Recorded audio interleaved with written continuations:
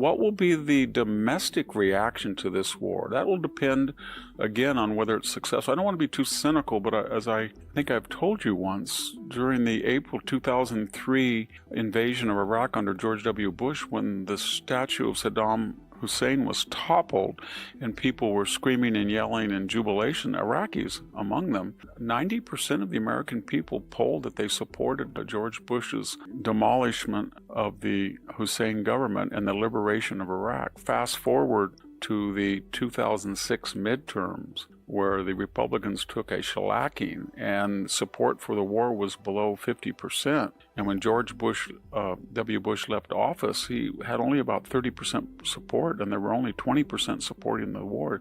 Did the aims of the war change? No, maybe a little bit more on nation, but what changed was the cost. 4,000 plus dead, many more wounded, $1 trillion, and for what? An ungrateful Iraqi people, it seemed to us, who now were hand in glove working with our arch enemies, the Iranians. So you have to be very careful about the polls. Americans will, by a small majority, want the liberation of Iran if it's quick, if it doesn't cost Americans a lot of blood and treasure, and if people around the world pat us on the back for liberating Iran. If we get stuck in a quagmire where we have to have ground troops and we get into the hundreds of American dead, it'll be a disaster for the Republican Party in the midterms. And finally, what happens with a MAGA base? And I'm talking about the people who identify with the former Representative Marjorie Taylor Greene, the former Fox anchor Tucker Carlson, some of the more fringe people like Nick Fuentes or Candace Owens or Steve Bannon, the MAGA people, America First, they have been loudly critical of this war in every aspect. The problem is that part of that criticism has been gloom and doom, and they have predicted it's not going to come out well, or they have predicted that it's really not in our interest, or that Donald Trump is a captive of Jewish influences. All of that does not resonate with the majority of Republicans that support Trump. It doesn't resonate with the independents. The left finds that as sort of a useful idiocy that they can glom onto internal criticism of Trump, but otherwise they have nothing in common with the extreme MAGA base.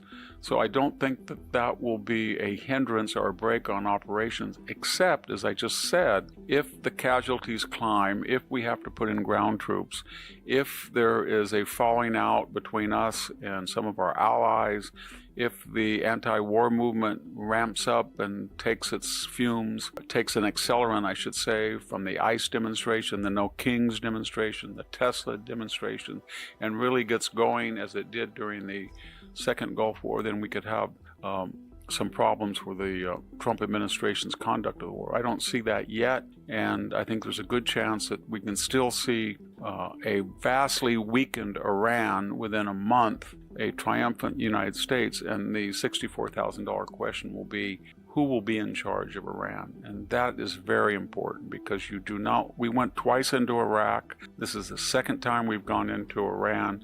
You don't want to go in a third time. The Europeans have been very circumspect. The British government, the French government at first said they were worried it was dangerous, or they supported the idea, but they didn't want to have the United States use, in the British case, Diego Garcia. I think what you'll see with the British, the French, the Germans, the NATO powers, the EU, it'll be pretty predictable from past wars. In other words, number one, they will express guarded optimism and guarded support, and then hedge, and then watch the pulse of battle. Put their finger in the air and say, who is winning? Is the United States going to stick around this time? If the pulse of battle favors the United States and Israel, then they will climb on and say it's deplorable what the Iranian government is doing. They attack neutral parties. And then finally, we'll send some of our assets in kind of a ceremonial performance art fashion. We might send some French jets or British jets, park them in Oman, park them in Kuwait, say we're protecting the oil producers of the world against Iranian aggression. And that's about it. There won't be any sizable help, and there won't be any sizable obstruction. It'll be rhetorical, and it will be based on whether they think we're winning or losing. Russia and China. Russia lost a client with Hafez al-Assad's destruction in Syria. He fled to Russia, but Russia didn't do much to help him. They didn't send in a fleet. They didn't send in convoys of air. He had no popular support. But more importantly, Russia's lost over 1 million dead, wounded, and missing in Ukraine. They have lost the majority of their tanks. Their air fleet is vastly diminished. They've lost oil customers. They are broke, and their GDP is now almost 50% invested in munitions, but the munitions are being wasted at an astronomical rate. There may be 20,000 Russians as well, dead, wounded, or killed each month. They are in no position to help Iran. How about China? We just have to go on past behavior. Did they threaten us over Panama and say, you leave the Panamanians alone, we cut a deal with them, we have a right to station Chinese communist-controlled companies at the entry and exit of the canal? No, they did not. How about with Venezuela and Mr. Maduro? They said, how dare you? This was one of our clients. We had inroads into Latin America. Our Silk Road, our Belt and Road project was good for Latin America, and we have a unique relationship. No, they didn't. They didn't. They're not going to do anything. Getting back to our Trump way of war, there was a strategic subtext to all of these incidents that I enunciated, and it's to isolate and weaken China's influence, especially in the Western Hemisphere, especially in the Middle East, and snap the Europeans back into action. Why would he come from Letita James and then go back to Alvin Bragg, all on the same day? That is tyranny. That's tyranny. Getting the FBI to work with Facebook and Twitter to suppress news, that's tyranny. Trying to take a major candidate off the ballot, that is tyranny. I could go on and on with disinformation. So this is what the Democrats do. They bolt, they flee, they scream, they yell, they get on their back and kick up in the air. They do this smutty little videos. We had Jasmine Crockett saying Donald Trump is a piece of blank. Yeah, Jasmine. She always goes from the prep school, spoiled brat, upper middle class childhood when she wants to act snobbish, to when she wants to go full inner city and she has that fake accent as if she doesn't care and she's a wild woman. And that is the face of the Democratic Party and the squad. That is who they are. And I'm not saying they're not going to win the House. They can, because all they're going to say is they're going to tell you that Donald Trump is Lucifer one day, Satan the next, the devil the third. That's what they're going to do, and we'll see if it works. I would be the 5 millionth person to say, if you don't like it, go home. But we know she won't go home. She came here, the child of illegal aliens. I think she's married to an illegal alien. How can a member of Congress not get her husband legalized? I mean, it's not hard to do if you're a U.S. citizen. So it's just part of this same, it's reminiscent of Barack Obama. We're not an exceptional country. Remember that? Or we're only exceptional the way Greece thinks it's exceptional and Britain thinks it's exceptional, or the apology tour, we go to Turkey and then talk about Native American genocide or whatever he was talking about. It's the same thing of the LA protests where you spit or burn the flag of the country under no circumstances. You leave and you wave the one you won't go back to. So it's always been that way with the left. They're internationalist humanists, so they feel their allegiance is to humanity. That's a good take on it. The bad take of it, they're just ingrates. And remember, she's a member of the squad. She said she was a member of the squad. And we had Bowman. He got kicked out. Remember Bowman? He was the one that let off the fire alarm. Yeah. And then he said a bunch of crazy things in addition. And then we had Cori Bush. She was a member of the squad. She hired her boyfriend or husband or something to be her security. It was fraud. They kicked her out. She lost the election. And then we had Ilhan Omar, who said that she was surprised what a trashy country it was compared to Somalia, and that she never saw dictatorship in Somalia as much as she did the oldest democracy in the world here in the United States. She's the one that had a map, I think, in her office with no Israel on it. And then we had AOC and all of her little psychodramas about eat the rich and trying to get her boyfriend into claiming sometimes he's her husband and some days he's not, depending on whether she gets a discount or expenditures paid for him. So they're all con artists in a very pathetic, low-grade way, and they all can't just say they like the United States, it's the best place in the world to be, and they're happy they're here. And I once asked my Swedish grandfather why his father brought them all, why they came to the United States, because he was farming. and it was very hot. It was like 105. And my father used to plant cotton when I was about 6, and he would make us go out and glean the cotton. Boy, that tears your hands up. They had a primitive cotton picker, 2-wheel thing, and it didn't get everything. So we would go out with these big cloth sacks and pick cotton, and they'd weigh it. So my grandfather was out there helping us. He must have been 65, 70 years old. So I said, why did you come here? Isn't Sweden cold? Wouldn't it be nice? And he said, listen, Victor, we were farming, my dad was farming rocks, and it was cold, and you never could do anything but farm rocks. There was no way you could ever get a place like this. He had 45 acres. This is the best soil in the world. Anybody who doesn't understand that is crazy. This is a guy who was telling me this, who was born, his mother was pregnant when they left Sweden, and he was born actually in Chicago on the way out to California. And he was drafted at 26 years old to go to Fort Lewis, Washington, where he was a Teamster. He raised and broke horses, and they assigned him to train black Teamsters. So he trained, but as he said, they were great horsemen. And then they transferred him into a combat unit at St. Mihiel, and he got his esophagus and stomach eaten out with phosphine gas. And he was disabled forever after that.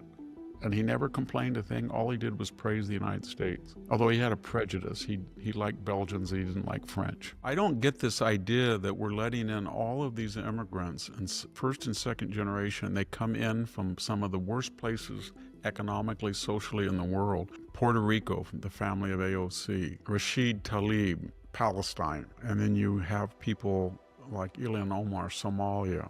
And then they come in here, and then they get scholarships for college. They qualify for affirmative action, DEI. It's almost as if the moment you set foot in the United States and you're not a U.S. citizen, and some of these were, some weren't, you all of a sudden are on the right side of the Marxist binary as an oppressed. So you come in from here, Michoacan, you walk 1 foot in the United States, and you say, well, back in Michoacan, I was a victim of American racism.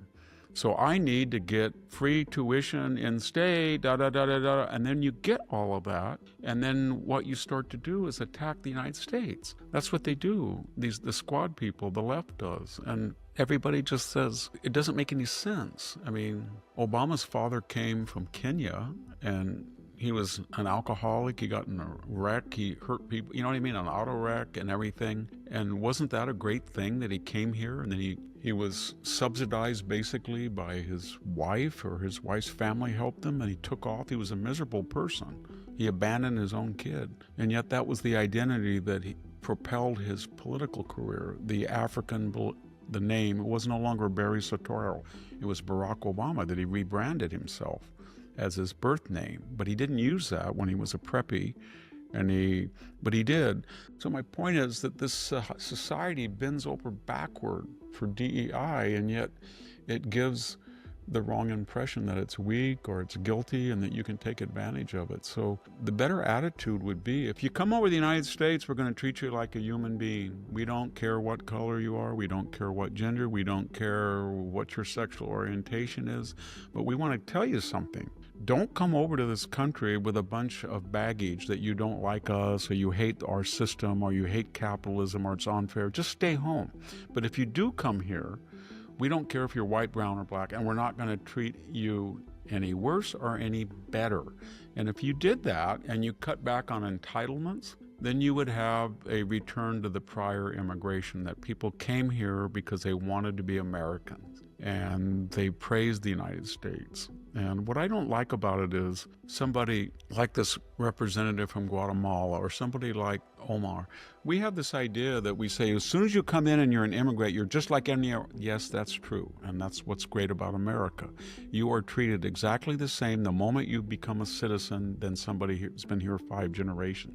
But that doesn't mean you get psychologically to erase what everybody did for you to enjoy this. So what I would say to Miss Guatemala is, do you know anything about, I don't know, Shiloh? Do you know anything what Gettysburg was like? Do you have any idea what Belleau Wood was like?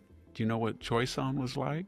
Do you know what the Battle of Bulge was like? Do you know what people went through on Okinawa? Do you know what it was like to be in a B-17 flying over Europe when you're getting a 10% loss rate every single mission? Do you know what those people suffered in Vietnam? So you just come in here and you just erase all that and you say you'd rather be a Guatemalan. But these people all died to create this country that you apparently liked. You apparently liked it so much they gave you all sorts of subsidized education and advantages. You ran as a DEI candidate, you're a congresswoman, and you can't just give the dead a little bit of, I really appreciate what people did, so this country welcomed me and I was able to be a congresswoman, and they can't do that. Because Benefit. you know why? They're ingrates. Yeah. And the left encourages that, victimization. Yeah. We have a midterm coming up, November of next year. You know, it's only less than 15 months away, and traditionally I think there's been only 4 times since 1900 where the N party picked up seats. They only have 7 or 8 seat margin, and we'll see if all these stories are correct, that people don't like the Democrats and they're going to do something historic and not lose the Republican seats. But there's 2 things that we don't know. There's 2 known unknowns. We don't know the effect every single day. Trump is Hitler, Trump is Hitler, Trump is Hitler. And it's everywhere because they control the legacy media, the newspapers, not all the media anymore, but the corporate boardroom, K through 12, academia, professional, sports, popular culture, foundations, and that's all you hear. And so that's one thing. And then the other, we don't know the effect of what they're saying on what I would call the independent voter. Doesn't have to be the white voter, but I mean the middle class voter, when he hears Jasmine Crockett, I'm tired of you all white people, white, that kind of stuff. And Donald Trump is a piece of SH blank. And Cory Booker screaming at the top of his lungs, or Chuck Schumer crying, or Nancy Pelosi in one of her bizarre fits, or Elizabeth Warren shaking her finger like a school mom. You know, you're going to go to detention. And Bernie Sanders does the same thing. You know, the old commie Marxist, or Tim Walz dancing around as if he's on some kind of Adderall or something. We don't know of this clown show. And it seems to me that it's going to lose a lot of people. But at the same time, you turn on the media, and you can turn on Fox News and see that there's a lot of illegal immigrants are killing innocent people through DUIs and violence. You turn on any of the others, nothing. You turn on Fox News and you'll see Cincinnati, and you'll see stories about Washington, D.C., where people are being beaten up on the street and racially charged. You won't see any of that on the other channels or the newspapers. You'll see everything about genocide, but you won't see any of the things of Israel trying to feed people and the resistance they have from Hamas.